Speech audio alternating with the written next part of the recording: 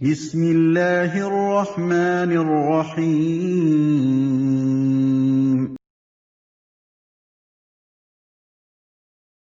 تربیت کے بارے میں جو بنیادی باتیں میں آپ کے سامنے رکھوں گا، مجھے امید ہے کہ اگر آپ ان کو اخذ کریں گے اور ملحوظ رکھیں گے تو جس مقصد کے لیے آپ یہاں پر جمع ہوئے ہیں اس کے حصول میں آپ کو مدد ملے گی۔ تربیت اور تزکیے کے دونوں الفاظ پاکیزگی، نشو و نما اور ترقی کے لیے استعمال ہوتے ہیں۔ پیدا ہوتے ہی سے قدرت نے ایسے انتظامات کیے ہیں کہ انسان کو زندگی بسر کرنے کے لیے جو کچھ بھی سیکھنا ہے وہ سیکھتا چلا جائے۔ بعض چیزیں جس کو کوئی سکھانے والا استاد نہیں ہوتا ان کو بھی انسان سیکھ لیتا ہے۔ بچہ پیدا ہوتے ہی یہ بات جانتا ہے کہ اس کی غذا کہاں ہے اور اسے کیسے پینا ہے۔ حالانکہ معمولی چیز نہیں ہے جو انسان سیکھے،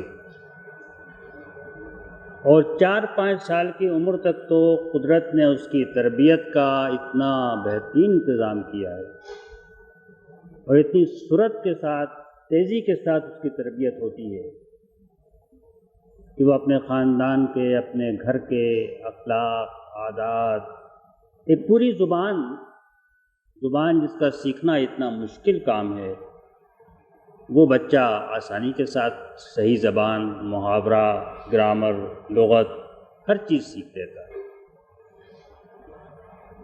اس کے جسم کی بھی تربیت، نشو و نما، ارتقاء خود بخود ہوتا ہے، اور اخلاق بھی وہ اپنے معاشرے سے، اپنے والدین سے، اپنے گھر سے سیکھتا ہے، عقائد بھی سیکھتا ہے۔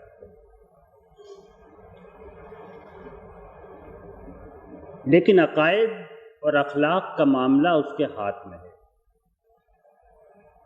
جسم کا معاملہ اس کے اختیار میں نہیں ہے۔ وہ چاہے نہ چاہے جسم تو ترقی کرے گا، بڑھے گا، الا یہ قدرت کی طرف سے کوئی رکاوٹ پیدا ہو جائے، وہ نشو و نما پائے گا، آدمی بچے سے جوان ہوگا، جوان سے بوڑھا ہوگا۔ اس عمل میں اس کے کسی ارادے اور اختیار کو دخل نہیں ہے، لیکن اپنے اخلاق، کردار، طرز عمل، روش، سوچ، عقائد، یہ اگرچہ گھر سے اور معاشرے سے منتقل ہوتے ہیں، ان کے اثرات پڑتے ہیں، لیکن یہ آدمی کے اختیار میں ہیں۔ اور ایسی مثالیں موجود ہیں کہ جو کچھ گھر سے لوگ سیکھ کر نکلتے ہیں اس کو چھوڑ دیتے ہیں، نئی چیزیں سیکھ لیتے ہیں۔ جو اخلاق والدین تعلیم دیتے ہیں، لوگ ان اخلاق کو ترک کر دیتے ہیں اور نئے اخلاق اختیار کر دیتے ہیں۔ جو عقائد ورثے میں ملتے ہیں ان کو انسان اپنے اختیار سے چھوڑ دیتا ہے اور نئے عقائد اختیار کر لیتا ہے۔ شکل، صورت، جسم کے بارے میں آدمی یہ نہیں کر سکتا۔ تو دراصل اللہ تعالیٰ نے تربیت کی ذمہ داری ہر انسان پر ڈالی۔ اگر آپ یہ سمجھتے ہوں کہ یہ تربیت گاہیں، یہ درس قرآن، یہ لٹریچر کا مطالعہ، یہ خود بخود آپ کی تربیت کر دے گا، تو اس سے بڑی کوئی غلط فہمی نہیں ہو سکتی۔ اس لیے کہ تربیت تو آپ کے اپنے کرنے سے ہوگی۔ اس طرح گھر، والدین معاون ہوتے ہیں، اس طرح یہ ساری چیزیں آپ کی معاون ہوں گی۔ بارش، زمین، ہر چیز معاونت کرے گی، بشرطے کہ کسان بیج ڈالے اور بیج کو کھاد دے اور اس کی نگہداشت کرے اور اپنی فصل کو پروان چڑھائے۔ اگر کسان یہ کام نہ کرے تو بارش کو کوئی فائدہ نہیں دے گی اور زمین کی زرخیزی سے اسے کوئی فائدہ نہیں ہوگا۔ یہ اس کے اپنے کرنے کا کام۔ اور قرآن مجید نے تزکیے کی ذمہ داری انسان پر بہت صاف انداز میں ڈالی ہے۔ فَأَلْهَمَهَا فُجُورَهَا وَتَقْوَاهَا قَدْ أَفْلَحَ مَنْ زَكَّاهَا وَقَدْ خَابَ مَنْ دَسَّاهَا۔ انسان کو برائی اور بھلائی دونوں کے میلانات اور رجحانات دیے گئے ہیں، دونوں اس کی فطرت میں ودیت ہے۔ تو جس نے خود محنت سے تدریج کے ساتھ اپنا تزکیہ کیا وہ کامیاب ہو گیا، اور جس نے اپنی فطرت کو گمراہیوں کی مٹی میں دبا دیا وہ نامراد اور ناکام ہو۔ زکا کا لفظ خود کسی دوسرے پر، اپنے نفس پر کسی عمل کو کرنے کا نام، اس میں تدریج بھی ہے اور تسلسل بھی ہے۔ نہیں، دو باتیں اس لفظ سے خود آ گئیں کہ یہ کام تسلسل کے ساتھ مسلسل کرنا ہوگا، اور یہ ایک تدریج کے ساتھ۔ جب قرآن کہتا ہے نزلنا، تو اس کا معنی ہوتا ہے ہم نے قرآن کو تدریج کے ساتھ آہستہ آہستہ اتارا۔ ایک جست میں یہ سفر طے نہیں ہو سکتا، اور زندگی میں کسی لمحے آپ کمر کھول کے بیٹھ نہیں سکتے کہ اب ہم نے سفر طے کر لیا اور ہم آرام کر سکتے ہیں۔ یہ سفر تو مسلسل ہے اور تدریج کے ساتھ ہے۔ آدمی قدم بقدم راستہ طے کرتا ہے اور آگے بڑھتا ہے۔ بعض فاصلے ایک جست میں بھی طے ہو سکتے ہیں، جن کا ذکر میں آگے کروں گا۔ ایک اور جگہ فرمایا قد افلح من تزکا، وہ کامیاب ہو گیا جس نے اپنا تزکیہ کیا۔ تزکا کا لفظ عربی زبان میں خالص ان افعال کے لیے استعمال ہوتا ہے جن کا عمل آدمی اپنے اوپر خود بڑی محنت کے ساتھ کرے، کوئی دوسرا نہیں کر سکتا۔ تدبر کا لفظ ہوتا ہے جب آدمی خود سوچے، کوئی دوسرا اس کی جگہ نہیں سوچ سکتا۔ تفکر کے معنی ہوتے ہیں خود فکر کرنا، کوئی دوسرا اس کی جگہ فکر نہیں کر سکتا۔ تطہر کے معنی خود اپنے آپ کو پاک کرنا، کوئی دوسرا اس کو پاک نہیں کر سکتا۔ یہ تو آدمی کا عمل ہے، اس میں اہتمام اور محنت اور تفصیل کے معنی بھی پائے جاتے ہیں۔ تو یہ انسان کی اپنی ذمہ داری ہے، اور یہی انسان کی تخلیق کے پیچھے پوری حکمت الہی ہے۔ لِنَبْلُوَكُمْ أَيُّكُمْ أَحْسَنُ عَمَلًا۔ اللہ تعالیٰ نے موت و زندگی کی پوری بساط اس لیے بچھائی ہے کہ ہم یہ آزمائیں کہ تم میں سے کون اپنے عمل کو بہتر کرتا ہے، خوبصورت کرتا ہے، نیک کرتا ہے۔ اور اسی لیے اس نے اس کو اختیار بخشا ہے۔ یہ اللہ کی جتنی مخلوق ہم جانتے ہیں اس کی مخلوق میں کوئی تحدید میں نہیں کر سکتا۔ جتنی مخلوق سے ہم واقف ہیں اس میں انسان ایک ایسی مخلوق ہے کہ جو مختار ہے، ورنہ اس کی ساری مخلوق اس کی اطاعت کے لیے پابند اور مجبور ہے۔ فرشتے مجبور ہیں، یفعلون ما یؤمرون، جو حکم دیا جاتا ہے وہ کرتے ہیں۔ اللہ کے کسی حکم سے سرتابی کی مجال انہیں نہیں ہے۔ چاند، سورج، درخت، ستارے، والنجم والشجر یسجدان، ستارے درخت اللہ کے آگے سجدہ ریز ہیں۔ سب چیزیں اس کی عبادت کرتی ہیں، اس کی تسبیح کرتی ہیں۔ صرف انسانوں میں سے کچھ ہیں کہ جو کرتے ہیں اور کچھ ہیں کہ جو نہیں کرتے، اور ان کو یہ اختیار دیا گیا ہے کہ وہ چاہیں تو کریں، چاہیں تو نہ کریں۔ تو یہ اختیار ہی دراصل انسان کی مسئولیت کی بنیاد ہے۔ اگر مجبور آدمی ہو مخلوق تو اس سے کس بات کا سوال ہوگا، اور اگر آدمی مجبور ہو تو وہ کس بات کی جزا اور سزا پائے گا؟ فرشتوں کے لیے کوئی جزا اور سزا نہیں ہے، چاند سورج کے لیے کوئی جزا اور سزا نہیں ہے، انسان کے لیے، اس لیے کہ انسان مختار ہے۔ اور کیونکہ انسان مختار ہے اس لیے وہ اپنے افعال کی ذمہ داری کسی اور کے اوپر لگ کے اپنے آپ کو علیحدہ نہیں کر سکتا۔ وہ یہ نہیں کہہ سکتا کہ میرا ماحول ایسا تھا، میرے باپ دادا نے مجھے گمراہ کر دیا۔ وہ اپنے حکمرانوں پر، اپنے پیشواؤں پر، اپنے علماء پر بھی ذمہ داری رکھ کے الگ نہیں ہوگا۔ قرآن مجید نے یہ مکالمہ ایک جگہ نہیں 3-4 جگہ نقل کیا ہے کہ آدمی کہا کہ انہوں نے ہمیں گمراہ کیا، یہ ہمارے پیشوا تھے، یہ ہمارے آگے چلنے والے تھے، ان کا یہ عذر قبول نہیں ہوگا۔ وہ اللہ پر بھی الزام لگائیں گے، وَلَوْ شَاءَ اللَّهُ مَا أَشْرَكْنَا، لوگ کہتے ہیں مشیت الہی یہی تھی، اللہ وہ بھی کہیں گے اگر مشیت الہی ہوتی تو ہم شرک نہ کرتے۔ اللہ تعالیٰ اس کو بھی قبول نہیں فرمائے گا۔ اس نے اپنے انبیاء کو بھی اختیار نہیں دیا کہ کسی انسان کو زبردستی ایمان کی راہ پہ لے آئیں اور اس کا تزکیہ کر دیں، جب تک آدمی خود نہ چاہے اور خود نہ کرے۔ إِنَّكَ لَا تَهْدِي مَنْ أَحْبَبْتَ، جس کو آپ چاہیں گے آپ ہدایت نہیں دے لیں گے۔ اور شیطان کو بھی اس نے ہمارے اوپر یہ اختیار نہیں دیا کہ شیطان ہم سے زبردستی کوئی کام کرا لے۔ ہماری نگاہ پر اس کو اختیار نہیں ہے، ہمارے ہاتھوں پر اس کا اختیار نہیں ہے، ہمارے جسم پر اس کا اختیار نہیں ہے۔ اس کا صرف ایک اختیار ہے، وہ یہ ہے کہ وہ ہمارے دل میں خیال ڈالے، وسوسہ ڈالے، ہمیں برائی کی دعوت دے، اور یہ ہمارے اختیار میں ہے کہ ہم چاہیں تو اس کی دعوت قبول کریں اور چاہیں تو نہ قبول کریں۔ تو شیطان کو بھی الزام دینے سے کوئی فائدہ نہیں، شیطان سے بچنے کی تدابیر کا فائدہ ہے، شیطان کے سر الزام رکھ کر الگ ہو جانے میں کوئی فائدہ نہیں ہے۔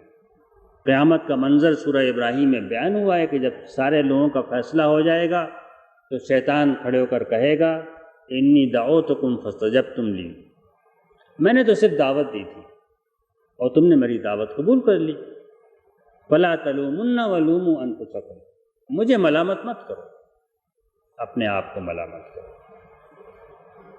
یہ پہلا بنیادی سبق ہے، اور جو اس سبق کو نہ سیکھے تو وہ دراصل تربیت کی راہ طے نہیں کر سکتا۔ میرا کام ہے، مجھے کرنا ہے، میں نہیں کروں گا کسی کو الزام نہیں دے سکتا۔ تربیت گاہ نہیں ہوتی، پروگرام نہیں ہوتے، جماعت نہیں کرتی، توجہ نہیں دیتی، کوئی عذر مسموع نہیں ہوگا، سنا نہیں جائے گا۔ نہ جماعت آپ کی جنت و جہنم کے ذمہ دار ہوگی، نہ ماحول ذمہ دار ہے، نہ تربیت گاہیں ذمہ دار ہیں، آپ خود ذمہ دار ہیں۔ خبر آپ کی ہوگی، اعمال نامہ آپ کا ہوگا، پیشی آپ کی ہوگی، جواب دہی آپ کی ہوگی، اکیلے ہوں گے آپ۔ قرآن نے کہا ہے ہر آدمی تنہا آئے گا، اکیلا آئے گا اور اللہ کے سامنے جواب دہی کرے گا۔ کوئی جماعت کے طور پہ نہیں جائے گی، بلکہ انسان اکیلے۔ مربی نے اگر غلط کام کیا یہ اس کا اپنا فعل ہے جس کے لیے وہ جواب دہی کرے گا، آپ اس کے سہارے نہیں چھوٹ سکتے۔ یہ بات ہے سب سے بنیادی سمجھنے کی، اور اس کو اگر آپ سمجھ لیں تو بہت سارے راستے طے ہو جائیں گے اور بہت ساری مشکلات حل ہو جائیں گی۔ اسی لیے اللہ تعالیٰ نے یہ بات بھی واضح کر دی ہے کہ اس نے کسی انسان کو کسی ایسی بات کی تکلیف نہیں دیتا، بوجھ نہیں ڈالتا جس کی اس میں استطاعت۔ لا یکلف اللہ نفسا الا وسعها، اس کی وسعت سے زیادہ کوئی تکلیف نہیں۔ اگر کسی چیز کو اللہ تعالیٰ نے فرض کیا ہے تمام انسانوں کے لیے، اس کے معنی انسان وہ کر سکتا ہے، اگر نہ کر سکتا ہوتا تو فرض نہ کرتا ہوتا۔ اور آدمی اگر مجبور ہو جائے نہ کرنے سے کوئی مواخذہ نہیں ہوگا۔ اگر آپ پاگل ہو جائیں تو آپ سے نماز سے کوئی مواخذہ نہیں ہوگا، آپ بیمار ہو جائیں بیٹھ کر لیٹ کر پڑھیں تو آپ سے کوئی مواخذہ نہیں ہوگا، اگر آپ کو قبلے کا علم نہ ہو اور آپ اندازے سے رخ کر لیں تو آپ سے کوئی مواخذہ نہیں ہوگا۔ لیکن اگر آپ کو قبلے کا رخ ہو اور آپ پھر صحیح رخ پر نماز نہ پڑھیں تو آپ کی نماز فاسد ہو جائے گی۔ تو جو کچھ بھی ہے وہ آدمی کی وسعت اور استطاعت کی حد تک مطالبہ ہے، اس سے زیادہ کچھ نہیں۔ بڑی اس میں سہولت ہے اور بڑی بشارت ہے کہ اللہ تعالیٰ ہم سے کسی ایسی بات کا حساب نہیں لے گا، کسی ایسی بات کی سزا نہیں دے گا جس کی ہمارے اندر استطاعت ہے۔ جب قرآن مجید کی آیت نازل ہوئی کہ فاتقوا اللہ حق تقاتہ، اللہ سے تقوی اختیار کرو جیسا اسے تقوی کا حق ہے، تو صحابہ کرام تو کانپ اٹھے کہ اللہ سے تقوی کا حق کس انسان کے بس میں ہے کہ وعدہ کرے۔ چنانچہ دوسری آیت نازل ہوئی کہ فاتقوا اللہ ما استطعتم، اللہ سے تقوی اختیار کرو جتنی استطاعت۔ اللہ نے اگر کسی چیز سے روکا ہے تو اس سے رکنا آپ کے بس میں ہے، جب ہی روکا ہے۔ اگر رکنا بس میں نہ ہوتا تو وہ نہیں روکتا۔ جس چیز سے رکنا آپ کے بس میں نہیں ہے اس سے اس نے نہیں منع کیا۔ اگر دل میں وسوسے آئیں تو اس پر کوئی مواخذہ نہیں ہے۔ اگر دل کے اندر کسی کے لیے حسد پیدا ہو جائے تو اس پر کوئی مواخذہ نہیں ہے۔ آپ خود جان بوجھ کے حسد پیدا کریں، اسے پروان چڑھائیں، پھر اس کے پیچھے جائیں تو اس پر مواخذہ ہے۔ دل میں آنے والے کسی خیال کے لیے، کسی وسوسے کے لیے کوئی مواخذہ نہیں۔ تو یہ تو دراصل اللہ تعالیٰ نے بڑی بشارت و سہولت پیدا کی۔ آدمی اطمینان سہولت سے راستہ طے کر سکتا ہے، اور اسی لیے حضور نے فرمایا کہ جو میں نے حکم دیا ہے اس کو اپنی استطاعت کے مطابق بجا لاؤ، ان چیزوں سے روک دیا ہے ان سے رک جاؤ۔ تو یہی دراصل عمل کا میدان ہے، یہی عمل کی میزان ہے، یہی عمل کا پیمانہ ہے۔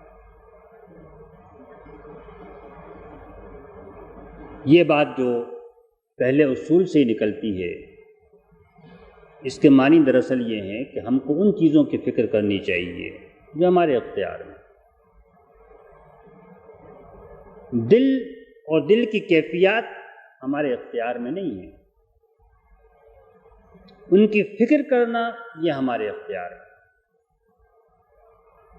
خشوع نماز میں پیدا کرنے کی فکر کرنا، اس کی کوشش کرنا، اس کے لیے تدابیر اختیار کرنا، یہ ہمارے اختیار میں، یہ ہم کو کرنا چاہیے۔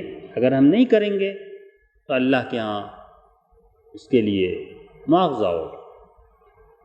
لیکن ان ساری کوششوں کے باوجود اگر خشوع نہ پیدا ہو تو یہ ہمارے اختیار میں، اس سے کوئی مواخذہ نہیں، اس میں خام خواہ فکر میں پڑنے کی ضرورت نہیں۔ یہ شیطان کے وسوسے ہوتے ہیں۔ تو جو چیز بس میں ہے وہ کرنا، یہی دراصل تربیت کا راستہ ہے۔ جو بس میں ہے اس کے کرنے میں کوئی کسر نہ چھوڑنا، یہی دراصل آگے بڑھنے کی کنجی ہے۔ آدمی جیسا کر رہا ہے ویسے پر قناعت کر جائے تو یہ بھی آدمی اسی مقام پہ کھڑا رہے گا۔ لیکن اگر آدمی بہتر سے بہتر اور خوب سے خوب تر اور احسان خوبصورت بنانا، اچھا بنانا، بہترین طریقے سے کرنا، انگریزی میں کہیں گے ایکسیلنٹلی کرنا، ایکسیلنس حاصل کرنا، یہ ہماری ذمہ داری ہے۔ کتنا حاصل ہوگا یہ ہماری ذمہ داری نہیں ہے، لیکن کوشش میں لگے رہنا یہ ہماری ذمہ داری ہے، اس کا مطالبہ ہے۔ دوسری بات یہ ہے کہ عمل پر ہمارا اختیار ہے، اور ہمارا عمل ہماری جگہ کوئی دوسرا نہیں کر سکتا۔ اور صرف خواہش کا نام عمل نہیں ہے، عمل کا نام کرنے کا نام عمل ہے۔ کوئی کہے میں تو بہت چاہتا ہوں لیکن فجر کے وقت نماز کے وقت آنکھ ہی نہیں کھلتی، تو یہ خواہش کا نام عمل نہیں ہے۔ آدمی الارم لگائے، کسی سے کہے، اٹھے، پہلی نیند کھلے لحاف رضائی اٹھا کر پھینک دے، بستر سے کھڑا ہو جائے، منہ پر پانی ڈالے، وضو کرے، یہ تدابیر وہ اختیار کر سکتا ہے۔ آدمی پڑا رہے، کوئی فکر نہ کرے کہ آنکھ ہی نہیں کھلتی میں کیا کہوں، تو یہ عمل نہیں ہے۔ خواہش کا نام عمل نہیں ہے، عمل کرنے کا نام عمل ہے، کام کرنے کا نام عمل ہے۔ مولانا تھانوی رحمۃ اللہ علیہ کے بارے میں یہ آتا ہے کہ ایک آدمی نے ان سے کہا حضرت دعا کیجئے اللہ تعالیٰ مجھے حج کی توفیق عطا فرمائے۔ انہوں نے کہا کہ دعا تو میں ضرور کروں گا، اس زمانے میں تو لوگ جہاز پہ جایا کرتے تھے نا۔ انہوں نے کہا جس دن جہاز روانہ ہو رہا ہو اپنا ہاتھ میرے ہاتھ میں دینا، ٹکٹ کے پیسے مجھے دینا، میں اسے ٹکٹ خرید لوں گا، تو تمہارا ہاتھ پکڑ کے جہاز پہ بٹھا دوں گا، تمہارا ہاتھ صرف دعا سے نہیں ہوگا۔ تو یہ جو لوگ کہتے ہیں دعا کریں صالح قیادت مل جائے، دعا کریں اچھے حکمراں آ جائیں، دعا کریں، یہ کام تو کرنے سے ہوں گے، بغیر کیے نہیں ہوں گے۔ دعا کی بڑی اہمیت ہے، میں دعا کی اہمیت کم نہیں کر رہا۔ دعا سے اللہ کی توفیق، اس کی استعانت، اس کی مدد، اس کے بغیر کوئی راستہ طے نہیں ہو سکتا۔ لیکن یہ سب اسی کے لیے ہے کہ جو ایک قدم آگے بڑھائے۔ آپ نے وہ حدیث بار بار پڑھی ہوگی، سنی ہوگی کہ جو میری طرف ایک قدم آئے گا میں اس کی طرف 2 قدم آؤں، جو ایک بالشت آئے گا تو 1 ہاتھ آؤں گا۔ مختلف ترتیب سے یہ متن روایت ہوا ہے، لیکن ہر ایک میں جو پہلا قدم ہے وہ تو بندے کو اٹھانا۔ بندہ اگر 1 ہاتھ بڑھے گا تو اللہ تعالیٰ پہ بڑھے گا اور اس کو تھام لے گا۔ بندہ اگر 1 قدم اٹھائے گا تو اللہ تعالیٰ 2 قدم اٹھائے گا، وہ چلتا ہوا جائے گا تو اللہ کی مدد تو بھاگتی ہوئی آئے گی اس کے۔ جو ہماری راہ میں کوشش کریں گے ان کو اپنے راستے دکھائیں گے۔ یہ نہیں کہ ہم راستے دکھائیں گے تو وہ کوشش کریں گے، کوشش انسان کا کام۔ اس لیے 2 چیزیں اللہ تعالیٰ نے انسان سے طلب کی ہیں، ایک ارادہ اور نیت، اور دوسرے عمل اور محنت۔ من اراد الآخرۃ وسعى لها سعیها وهو مؤمن فاولئک کان سعیهم مشکورا۔ جس نے آخرت کے حصول کا، آخرت کے انعامات کا پختہ عزم ارادہ کر لیا اور اس کے لیے کوشش کی جیسے کوشش کرنے کا حق ہے اور اس کے دل میں ایمان بھی ہے، تو اس کی کوشش کی پوری قدردانی کی جائے گی، اس میں سے کوئی چیز ضائع نہیں جائے گی۔ جس نے ارادہ ہی نہیں کیا اور صرف خواہش کرتا رہا اور کوئی قدم نہ اٹھایا جیسا اس کو اٹھانا چاہیے، اس کی کس چیز سے قدر کی جائے گی؟ عمل کو پائے تکمیل تک پہنچانا بھی انسان کی ذمہ داری نہیں، لیکن کوشش کرنا اور صحیح کرنا یہ وہ چیزیں ہیں کہ جو ہماری ذمہ داری ہیں، آپ کی ذمہ داری سے۔ تربیت کا کام تو عمل سے ہوگا۔ آپ یہ سمجھتے ہو کہ لیکچر سننے سے ہو جائے گا، نہیں ہوگا۔ آپ سمجھتے ہو کتاب پڑھنے سے ہو جائے گا تو نہیں ہوگا۔ آپ سمجھتے ہو صرف قرآن پڑھنے سے ہو جائے گا تو بھی نہیں ہوگا۔ قرآن تو مشرکین مکہ بھی سنتے تھے، ان کی تربیت نہیں ہوتی تھی، ان کو ایمان بھی نہیں نصیب ہوتا تھا۔ آج بھی مغرب میں ایسے مستشرقین موجود ہیں جنہوں نے اپنی پوری عمر قرآن کو سمجھنے میں اور اس کی تحقیق میں، اس کی لغت میں، اس کی تفسیر میں صرف کر دی، وہ ہدایت سے محروم۔ اور ایک جاہل آدمی، ان پڑھ آدمی، نیم پڑھ آدمی بیٹھتا ہے قرآن پر لے کر، عربی نہیں جانتا، ترجمہ نہیں جانتا، روتا ہے، اللہ کا کلام سمجھتا ہے، اس میں اندھا ہوتا ہے، انگلی پھیرتا جاتا ہے، اس کو قرآن کی نعمت نصیب ہو رہی ہے، عمل ہے اس کے ساتھ۔ اسی لیے قرآن نے ایمان کے فوراً بعد عمل صالح، قرآن ایمان کے فوراً بعد اقامت صلاۃ اور ایتاء زکوٰۃ،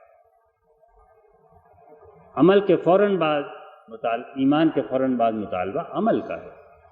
عمل سے ایمان میں رنگ پیدا ہوتا ہے، عمل کی آبیاری ایمان کرتا ہے، عمل کی شاخیں ایمان کے بیج سے پھوٹتی ہیں، نیک اعمال اور اخلاق حسنہ کے پھل اور پھول یہ ایمان سے نکلتے ہیں، اور یہ اگر یہ نہ ہو تو پھر ایمان کی کیفیت مشکوک ہو جاتی ہے۔ فرمایا گیا ہے کہ جو لوگ ایمان لائیں اور اللہ کی راہ میں جان اور مال سے جہاد کریں اور اپنے ایمان کے بارے میں کسی شک میں مبتلا نہ ہوں، اولئک هم المؤمنون اولئک هم الصادقون، وہی لوگ اپنے ایمان کے دعوے میں سچے ہیں۔ ورنہ تو منافق بھی آ کر کہتے تھے کہ ہم شہادت دیتے ہیں کہ آپ اللہ کے رسول ہیں۔ اللہ تعالیٰ فرماتا ہے واللہ یعلم انک رسولہ، اللہ جانتا ہے کہ بات سچ کہہ رہے ہیں، آپ اس کے رسول ہیں، لیکن اللہ گواہی دیتا ہے کہ منافقین جھوٹے ہیں۔ بات زبان پر سچی ہے کہ آپ اللہ کے رسول ہیں، لیکن جھوٹے ہیں، اس لیے کہ دل اور عمل اس کے ساتھ ہیں۔ تو آپ کو اگر تربیت کرنا ہے تو اپنی زندگی کو ایک دکان سمجھیں، اس کو ایک کھیت سمجھیں۔ یہ آپ کی دکان ہے، آپ کا کھیت ہے۔ آپ یہ فیصلہ کریں کہ مجھے اس کا چارج سنبھالنا ہے۔ اب دکان کی کنجی میرے ہاتھ میں ہے، دکان میں مال لانا، دکان کھولنا، دکان پر بیٹھنا، شام کو اس کا حساب کتاب کرنا، کوئی مال خراب ہو تو اس کی شکایت کو دور کرنا گاہک کی، یہ میرا کام ہے اور کوئی میری جگہ یہ کام نہیں، دوسرے میری مدد کر دیں گے، لیکن اگر میں دکان کے اندر تالا ڈال کر گھر بیٹھ جاؤں گا تو یہ دکان نہیں چلے گی، کوئی نفع نہیں ہوگا اس کو۔ اگر میں ہل لے کے نہیں نکلوں گا، بیج نہیں ڈالوں گا، تو کتنی بارش ہو، کتنی کھاد ہو اور کتنے ہی لوگ معاون کھڑے ہو جائیں، فصل نہیں ہوگی۔ یہ میری ذمہ داری ہے، یہ میرا کام ہے، یہ میری دکان ہے، یہ میرا کھیت ہے، اور مجھے اس پر کاشت کرنی ہے، مجھے اس دکان کو چلانا ہے، نفع مجھے حاصل کرنا ہے، اور میں کروں گا تو کام ہوگا، میں نہیں کروں گا تو کام نہیں ہوگا۔ یہ ایک اور بنیادی سبق ہے جس کو فراموش کر کے اکثر لوگ اپنی تربیت سے غافل رہتے ہیں۔ تربیت کے لیے کرنے کے بہت سارے کام ہیں، اس کے شروع کرنے کے لیے کوئی وقت مقرر نہیں ہے کہ زندگی میں کب شروع کرنا چاہیے۔ آپ 70 سال کے ہوں، 80 سال کے ہوں، یا ابھی 10-12 سال کے ہوں، جس وقت بھی توجہ ہو جائے آپ اس کام کو شروع کر سکتے۔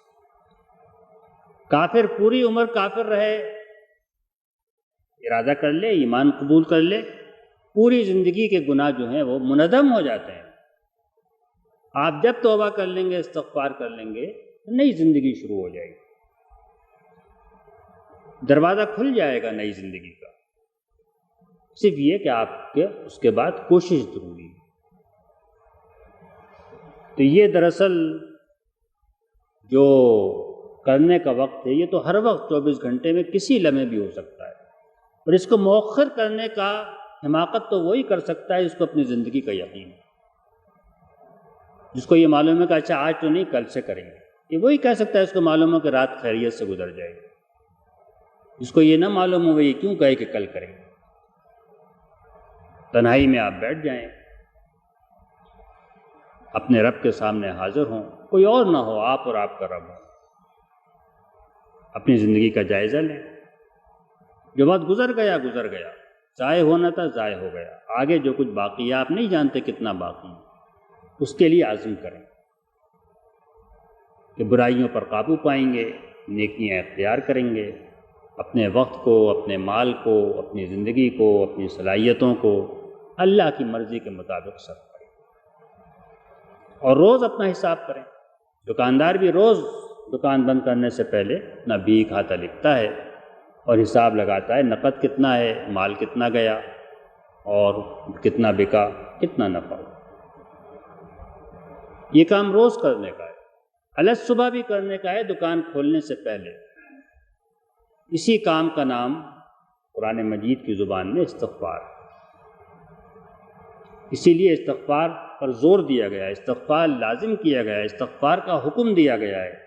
استغفار کا حکم شروع میں بھی دیا گیا ہے، آخر میں بھی دیا گیا ہے، اور آخرت ہی کی نجات مغفرت سے نہیں وابستہ کی گئی ہے۔ دنیا کے اندر بھی وہی قومیں ترقی کی منزل طے کرتی ہیں جو خود احتسابی کرتی ہیں اور اپنی اصلاح آپ کریں۔ جو خود احتسابی نہ کریں، اپنی اصلاح نہ کریں، وہ ترقی نہیں کرتی، اور اسی لیے استغفار کے ساتھ وعدے کیے گئے ہیں، قوت میں اضافہ ہوگا، آسمان سے بارشیں ہوں گی، طاقت میں اضافہ ہوگا، کھیتیاں اگیں گی، باغات اگیں گی، فصلیں ہوں گی۔ سورہ نوح میں، سورہ ہود میں مختلف جگہ یہ وعدے موجود ہیں اللہ تعالیٰ۔ تو مادی ترقی بھی اسی پر منحصر ہے کہ آدمی اپنا جائزہ لیتا رہے اور اپنی اصلاح خود کرتا رہے، اور آخرت تو جنت اور مغفرت کو جوڑ دیا گیا ہے۔ سارعوا الی مغفرۃ من ربکم وجنۃ، دونوں کا ذکر ساتھ ساتھ کیا۔ اس ایک مغفرت کے بغیر تو جنت نہیں مل سکتی، آدمی کتنی کوشش کر لے اور پھر بھی خامیاں، اللہ کا شکر تو ادا ہو نہیں سکتا۔ اللہ کا شکر ادا کرنا ہی نیکی کی زندگی کا نام ہے، کفر کے مقابلے میں شکر ہی رکھا گیا ہے، تو یہ تو ادا نہیں ہو سکتا، کسی کے بس میں نہیں ہے کہ ادا کر دے۔ اس لیے استغفار تو ضروری ہے، لیکن صبح کا، رات کا وقت اس کے لیے قرآن مجید نے خود مخصوص کیا۔ یستغفرون بالاسحار، سحر کے وقت استغفار کرتے ہیں، مستغفرین بالاسحار، صبح کے وقت استغفار کرنے والے۔ 3-4 جگہ اس کا ذکر آیا، اور یہی وقت ہے کہ جو اس لیے مناسب ہے، جس میں اس بات کی طرف اشارہ ہے کہ زندگی کی میں اگر روشنی پیدا ہوگی اور نئی زندگی کا آغاز ہوگا تو وہ استغفار سے، اور جو اپنے سے غافل ہو اس کا تو دن گزرتے چلے جائیں گے۔ جیسا میں نے کہا تھا کہ دل پر کالک اور سیاہی اور زنگ جمع ہوتا چلا جائے۔ یہ کام روز کرنے کا ہے، سونے سے پہلے آدمی کرے، رات میں اٹھ کے کرے، صبح سے پہلے کرے، لیکن یہ ایک مختصر وقت لگتا ہے، اور مختصر وقت میں اپنا جائزہ لے کے اللہ کے آگے آدمی گڑ گڑا لے، 2 آنسو بہا لے اور نئے عزم کے ساتھ کھڑا ہو جائے۔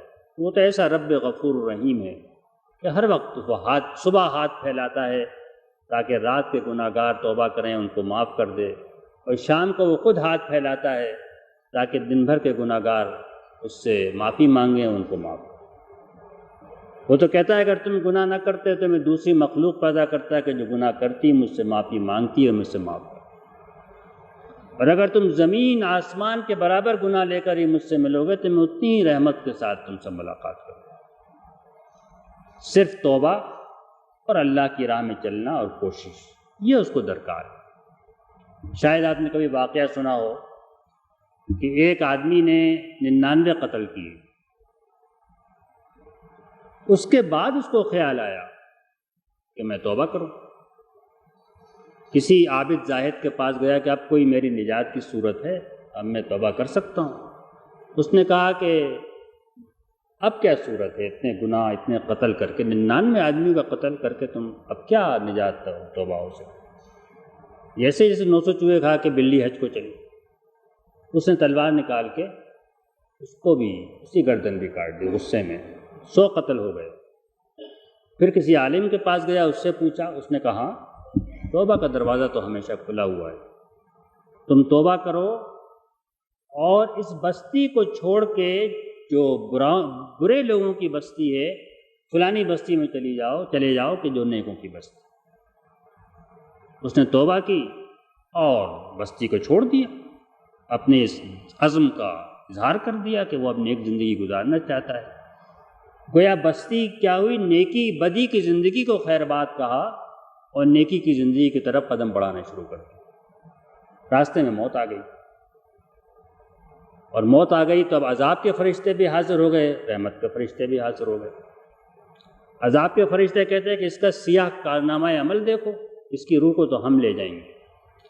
رحمت کے فرشتے کہتے ہیں کہ اس کی توبہ دیکھو اور اس کا اللہ کی راہ میں چلنا دیکھو، اس کی روح تو ہم لے جائیں گے۔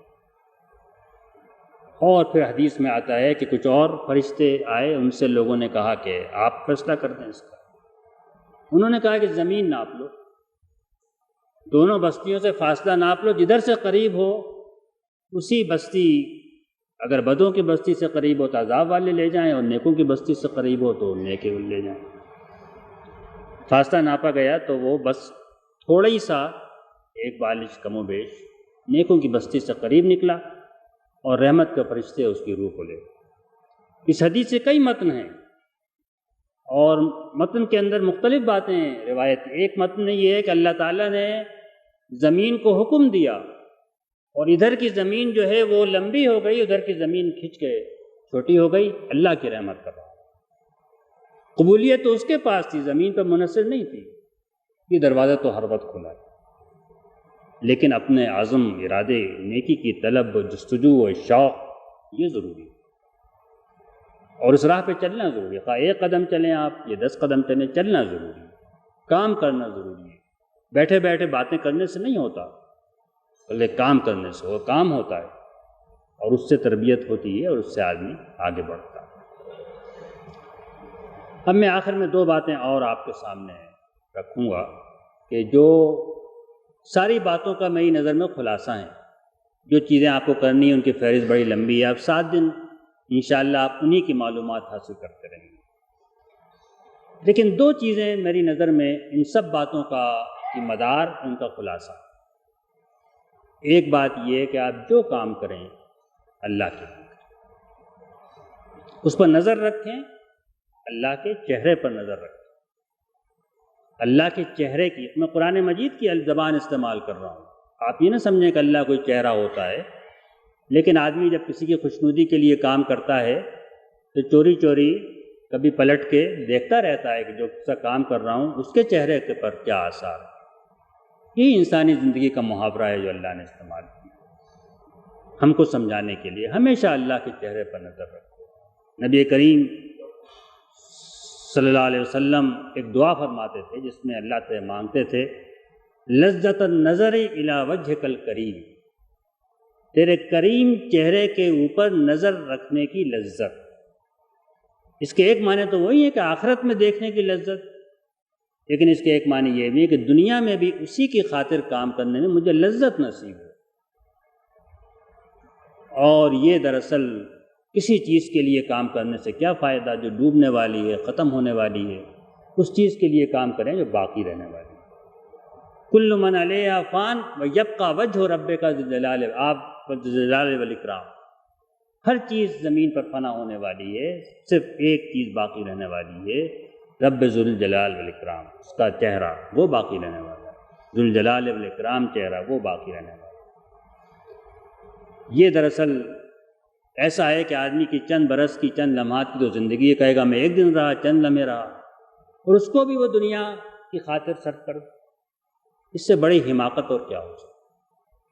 ابراہیم علیہ السلام نے جب راہ توحید پر قدم رکھا تو انہوں نے پہلی بات یہی کہی کہ انی لا احب الآفلین، میں ڈوبنے والی چیزوں کو محبوب نہیں رکھتا، ان کی خاطر کام نہیں کرتا۔ یہ دنیا کے اندر دولت کے اور مکان کے اور کیریئر کے اور کتنے ہی سورج چاند ستارے چمکتے ہیں، اور آدمی کو دھوکے میں مبتلا کرتے ہیں کہ یہی ہمارا رب ہے، اسی کو مقصود ہونا چاہیے، وہ سب ڈوبنے والے۔ انی وجہت وجہی للذی فطر السماوات والارض حنیفا وما انا من المشرکین، میں نے تو اپنا چہرہ اللہ کی طرف رخ کر دیا ہے، وہی قبلہ ہے، وہی مقصود ہے، وہی مطلوب ہے، وہی محبوب ہے، وہی معبود ہے، اور اس میں میں کسی کو شریک نہیں کرتا، یعنی قبلہ رخ کرنے میں بھی کسی کو شریک نہیں کرتا۔ جس طرح نماز میں آپ قبلے سے رخ ادھر کر لیں تو نماز فاسد ہو جاتی ہے، اس طرح زندگی کے جس کام میں، جس لمحے اور جس پہلو میں آپ رخ اللہ کے علاوہ کسی اور کی طرف کر لیں وہ بھی فاسد ہو جائے، اللہ کے یہاں قبول نہیں ہوگا۔ شہادت قبول نہیں ہوگی، انفاق قبول نہیں ہوگا، تعلیم قرآن قبول نہیں ہوگی اگر رخ اللہ سے پلٹ کر کسی اور کی طرف ہو۔ اور یہ رخ ہو گیا تو چھوٹے چھوٹے اعمال میں بڑا وزن پیدا ہو جائے۔ 40 اعمال ہیں، حدیث میں آتا ہے کہ جن کو اگر اللہ کے ثواب کی امید میں اور اللہ نے جو وعدہ کیا ہے اس کی تصدیق کرتے ہوئے اسی کی خاطر کیا جائے تو اللہ تعالیٰ جنت میں داخل کر دیتا ہے۔ ان میں سب سے اعلیٰ عمل یہ ہے کہ آدمی کسی کو اپنی بکری دے دے کہ اس کا دودھ دو کر بکری واپس کر دے، یہ ان میں سب سے اعلیٰ عمل، لیکن اللہ کی خاطر یہ ایسا کام ہے جس سے کہ اس میں وزن پیدا ہوتا ہے۔ تو یہ قرآن مجید میں بار بار تاکید کی گئی کہ جو کام کرو اللہ کے لیے کرو، حدیث میں تاکید ہے۔ آپ دیکھیں اس سے ہر دنیاوی کام آپ کا دینی کام ہو جائے۔ آپ بیوی کے پاس جائیں گے وہ بھی دینی، اللہ اجر ملے گا، آپ کمائیں گے اس کا بھی اجر ملے گا، آپ بچے کو پیار کریں گے اس کا بھی اجر ملے گا، آپ کسی سے مسکرا کر ملیں گے اس کا بھی اجر ملے گا، پھر تو پوری زندگی آپ کی تجارت میں لگ گئی۔ اللہ کے لیے ہر کام کریں، اور کسی اور چیز کے لیے اجتماع کریں، دعوت کے لیے نکلیں، لٹریچر بانٹیں، انفاق کریں۔ یہ نہیں کہ میں نے جماعت کے لیے یہ کچھ کیا، جماعت تو کچھ نہیں اس کے لیے آپ کچھ کریں، جماعت تو معبود نہیں ہے۔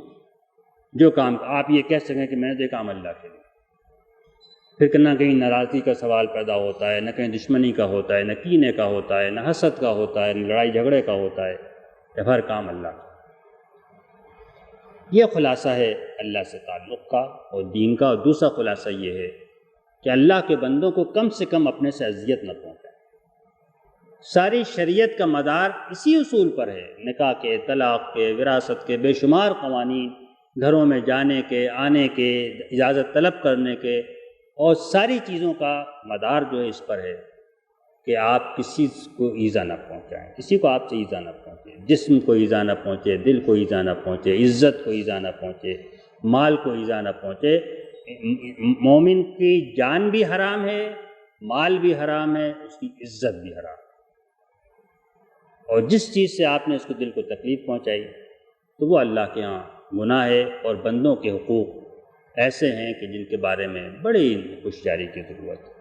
بڑی نگہبانی کی ضرورت ہے۔ اللہ تعالیٰ تو اپنے بہت سارے قصور کوتاہی اس کی شان میں معاف کر دے گا، لیکن بندوں کا تو قصاص لازم ہے۔ مشہور حدیث ہے کہ حضور نے پوچھا کہ مفلس کون ہے؟ صحابہ نے کہا کہ ہماری نظر میں تو مفلس وہ ہے جس کے پاس مال و دولت نہ ہو اور جو اس کے پاس مال و اسباب نہ ہو۔ آپ نے فرمایا نہیں، میری امت میں مفلس جو ہے جو قیامت کے روز صدقہ اور روزے اور زکوٰۃ لے کر آئے گا، صدقہ اور نمازیں لے کر آئے گا، کسی کو گالی دی ہوگی، کسی کو برا بھلا کہا ہوگا، کسی پر تہمت لگائی ہوگی، کسی کی غیبت کی ہوگی، کسی کو مارا ہوگا، کسی کا مال ناجائز کھایا ہوگا، یہ سب دعوے دار آ کر کھڑے ہو گئے۔ تصویر کھینچی گئی ہے حدیث میں، فَيُعْطَى هَٰذَا مِنْ حَسَنَاتِهِ وَيُعْطَى هَٰذَا مِنْ حَسَنَاتِهِ، اس کو دی جائیں گی اس کی نیکیاں، اس کو دی جائیں گی، اس کو دی جائیں گی۔ سب کے دعوے تو سیٹل کرنا پڑیں گے عدالت کے اندر۔ جب نیکیاں ختم ہو جائیں گی تو دعوے داروں کے گناہ لے کر اس کے اوپر ڈال دیے جائیں گے، فَطُرِحَ فِي النَّارِ، پھر وہ آگ میں ڈال دیے۔ اس حدیث کو سامنے رکھیے۔